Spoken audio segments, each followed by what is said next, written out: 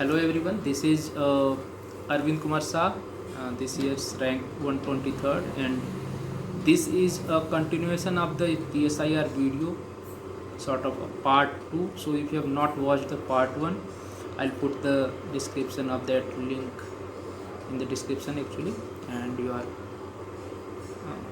requested to go through first that and then continue this video. So let's start. In the first video we talked generically about the two papers, how they are, how to start and everything. Now we will go a little in depth and we will talk about each section precisely, how to and what to focus. So if we talk about PSIR part paper 1 part A, then as you some of you might have noticed that if for example Supra ma'am takes a coaching, 60% of her time is actually spent in part A of paper 1. So because of that her notes are also very extensive, and that's why all of you will be having much better knowledge of PSIR paper 1 part A than any other paper or any other part as well. So here if you have like gone through the notes once or twice, you already know more than what is actually required here, and that's why this is the top the section where you can gather maximum marks. But still you should remember that you can get only 125 marks from this, not more than that. So don't give undue focus. If it covers only 25% of your syllabus, it should not take more than 50% of your time. That's why I put a due focus on paper 1 part B, also on paper 2. So with that we start. You know that there are Western political thoughts, then there is ideology, then Indian political thoughts, then there are theories of state and of justice, equality and everything, and they are very much interrelated. Since the syllabus is so huge, if you can't see them together, they seem like going haywire. Many of you will face a problem in interconnecting the topics. So solution to that is you should be able to see a bigger picture. You should be able to see whole of theories, ideologies, scholars and political thoughts, everything under one umbrella, and then you will be able to interrelate much better. For example, theory of justice contains the Plato's theory of justice, Aristotle's theory of justice, to the new theories of justice. So you have read them individually as well when you were reading the scholars, and you read it them collectively once more. It is sort of a revision for you. So idea is to interrelate much better in order to have a big picture and get a complete grasp on part 1 paper 1. Then in the exam, always prefer to choose a question from theory, especially from Western political thoughts, because you know scholars or theorists in such a detail, philosophers in such a detail, that you will be able to do justice to these questions much more than what you can do with any other question whatsoever. So even if you don't know the question that well in paper 1 part 1, still if all three questions are from theory, you should take it. That is my view, because you will get more than decent mark there, even if you are not actually very commanding of that topic. Second is, in this paper 1 part 1, you should prepare extremely good introduction and conclusion. Why? First, because it is possible to do so. Ma'am also teaches you a way to create extremely good introduction. For example, if we have to introduce Marx, So she introduced that Marx was a god that failed. So, or for example, Lenin is said a Peter who defied his master. Or if you want to introduce Hannah Arendt is introduced as the only female political philosopher that period or that is present. Or Hannah Arendt can be also introduced as one of the phenomenological scholar who writes from her own experience and writes for herself. That is called phenomenology. So these are some preset introductions, and you can make introductions of everything in paper 1 part 1, and that's why you should prepare it well in advance. Now coming to paper 1 part B.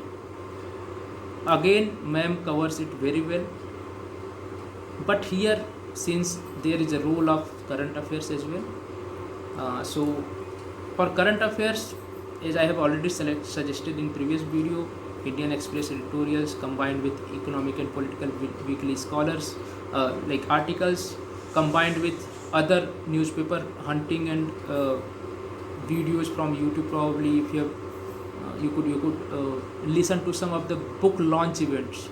For example, if a well-known scholar that you follow is launching a book, when you will listen to that video, you will get an idea of the summary of the book, which is very useful. You can put it in the exam and pretend as if you have read the book, so it is very useful.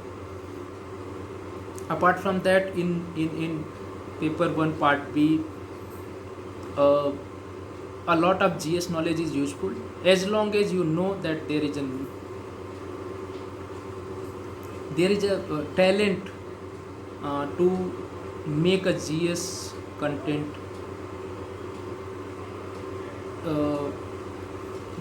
like you can use GS content to create optional content. For example, if you know the data, there ma'am tells a data that as per the Transparency International, Indian judiciary is the second most corrupt institution after Indian police. Now, for GS, it is merely a fact along with many other facts, but for optional, it is useful because it is shocking, it is startling. So, facts, if they are startling, they can shock you, they can astonish you, then they are useful in PSIR. Normal facts do not hold much value. If there is a role of superlatives.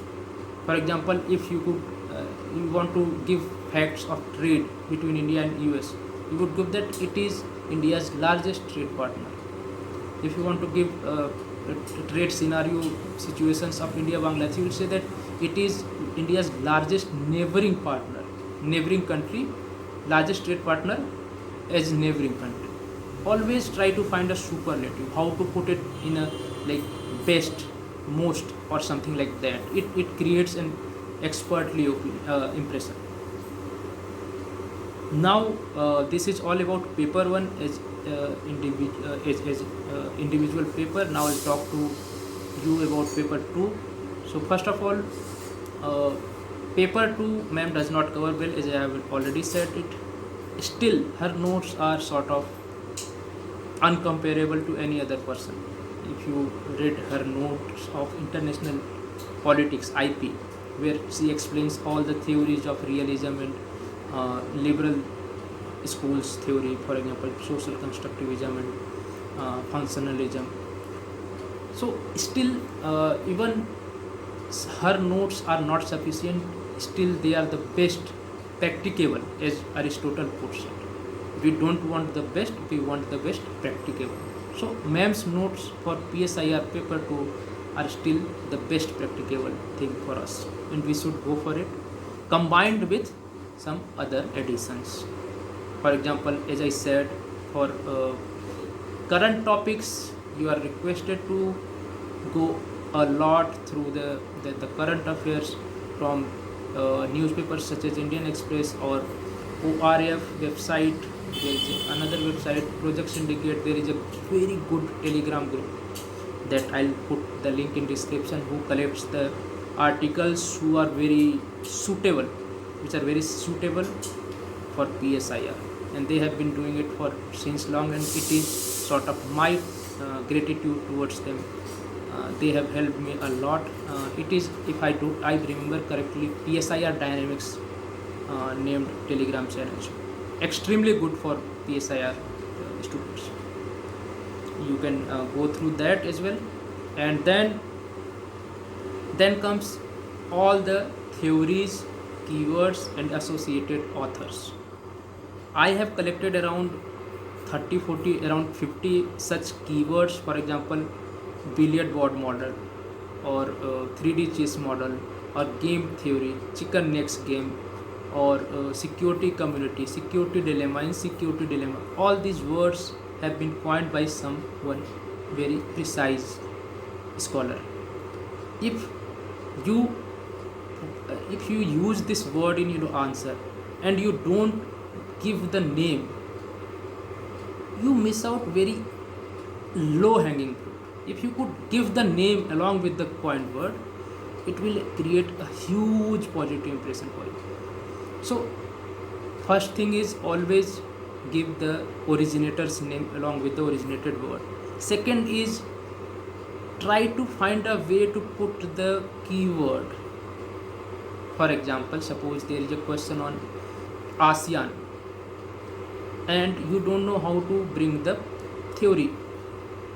Bring security community, because security community is a concept which led to creation of EU, and later it created ASEAN. Now also put out that who coined the security community as a word. Now you have brought the scholars. So another idea to interlink is, whenever there is a question on static, bring the dynamic part, current affairs part. For example, if the question is on Plato's philosopher king, you can give the example of Iran, and Iran's supreme leader is sort of philosopher king. Similarly, if question is from current affair, such as I said, ASEAN, bring out the theory part. Always have a mixture of theory and current dynamics in your answers. This will give a holistic picture of the issue, and also it will make your life easy, because now you don't have to prepare separately, like this is a current affair question, this is a theoretical question, and nature of those will be different. If you could mix and match, both type of answers can be done similarly, and it will save you much effort. So this is about 1A, and now there was question for me that how to cover IR in post prelims phase. So my suggestion would be to watch lectures of security conversation by Dr. Happyman Jacob, and read extensively Indian Express, all the articles related to PSIR. Then go through ORF special articles. They release collection of articles. They sometimes release a long document. For example, last time I visited, they released a 40-50 page document on nuclear scenario of the world and India. It is such an extremely important topic that if you could read those that document, it would have benefited you. So for a PSR guy, ORF is a go-to institution. They do exactly what PSIR person tells us to do. They are the practical, and we read them in theory. So read them what they are doing. Follow Raisena dialogues, which happens every year. Follow the dignitary who came, what they talked. You could directly quote them, that in Raisena dialogue, the head of state, for example, last Indian Prime Minister came, Maurice Johnson, and he said that. So this is how you could present yourself as a well-aware person in IR.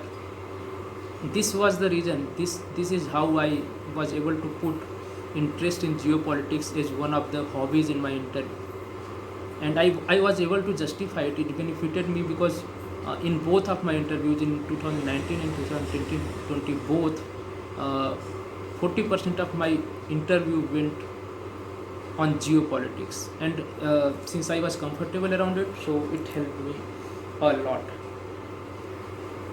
A question on interlinking has been asked, that how to interlink one topic from another. So again, the idea is to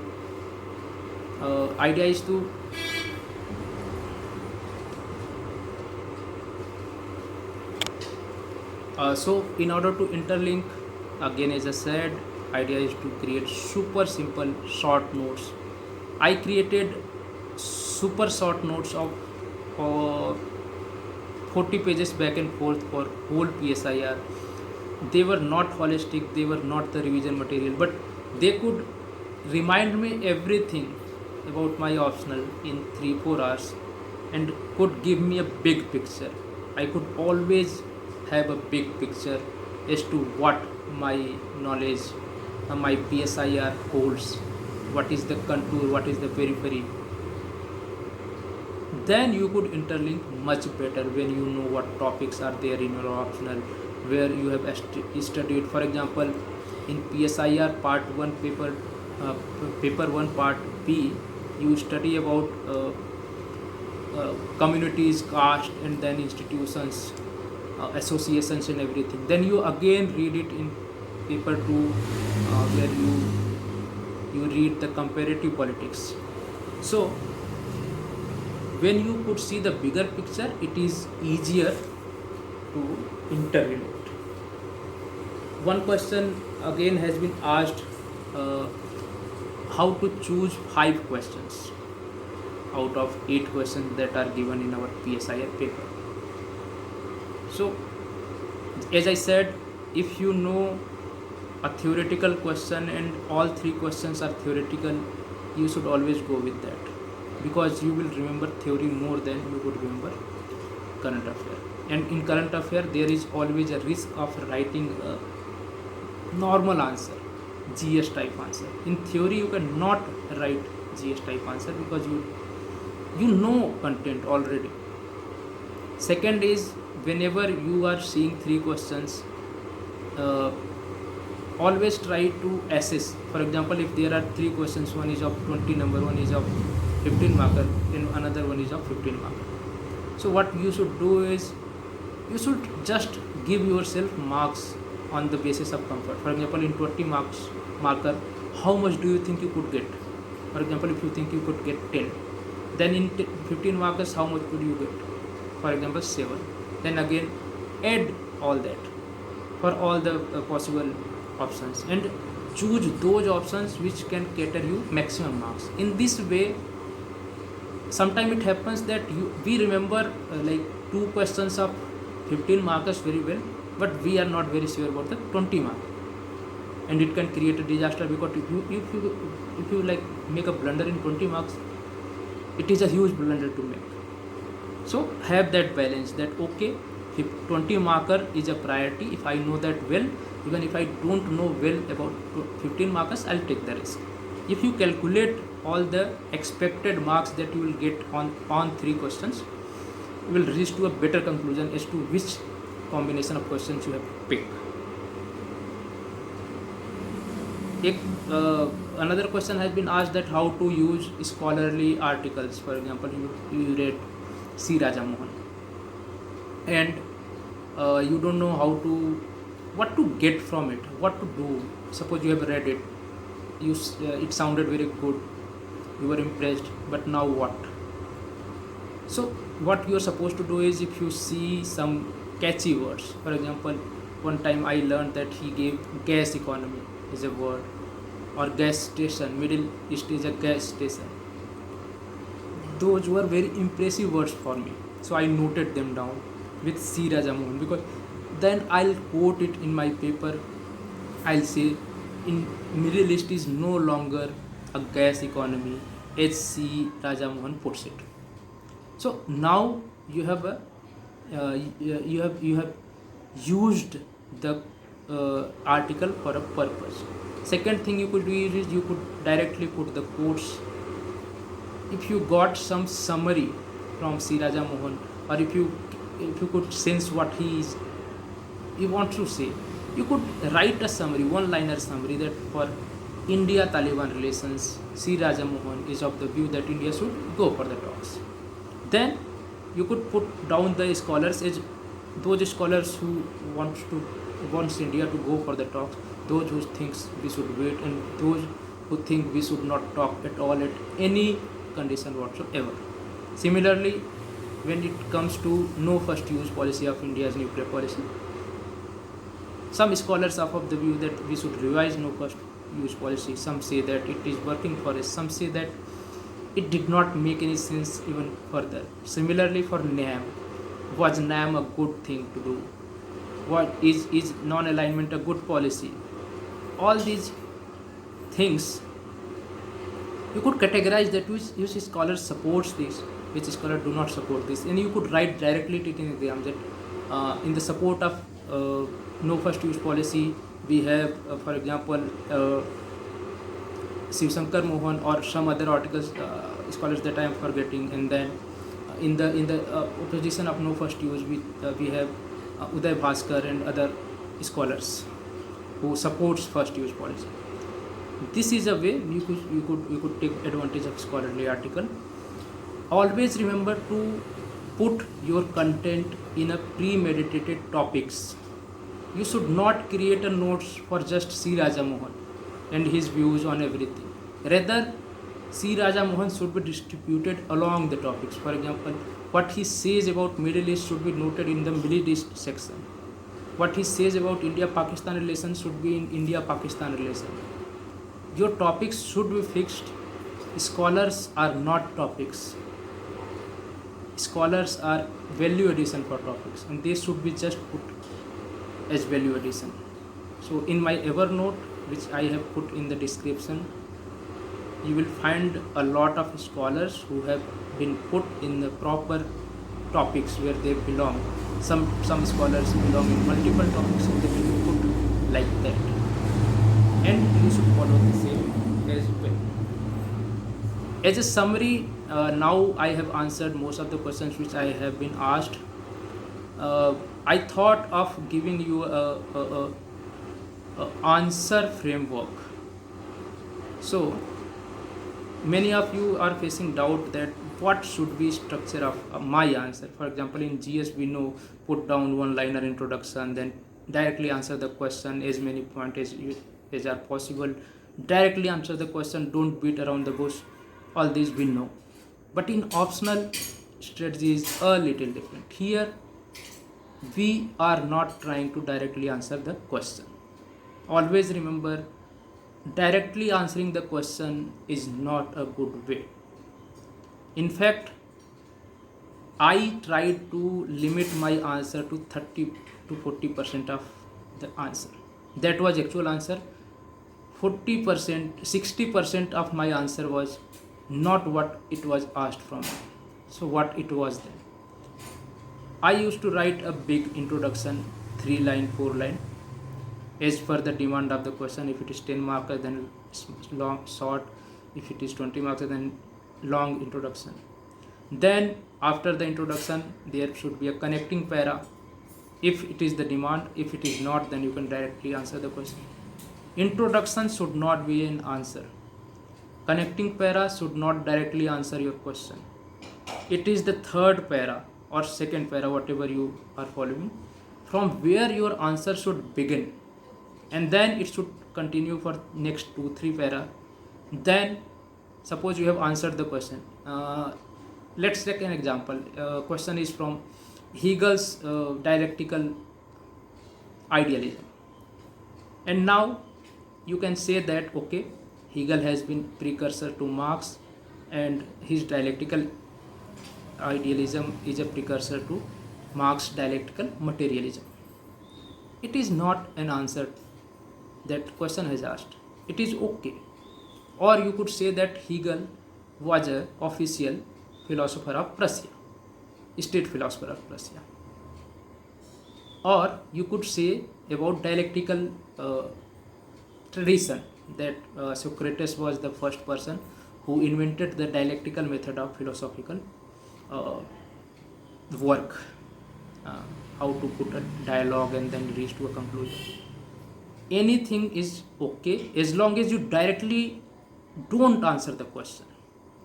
In connecting para, then you say that okay, uh, along with Aristotle, Hegel took forward the dialectical tradition and gave the theory of dialectical idealism.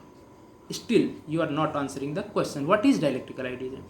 In the third para, you will now start answering the question that dialectical idealism is a theory in which Hegel tries to portray that ideas have been the prime force of history.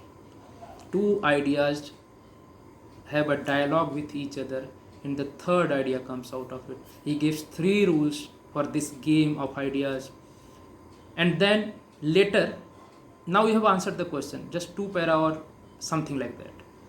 Again, you would give them what they did not ask.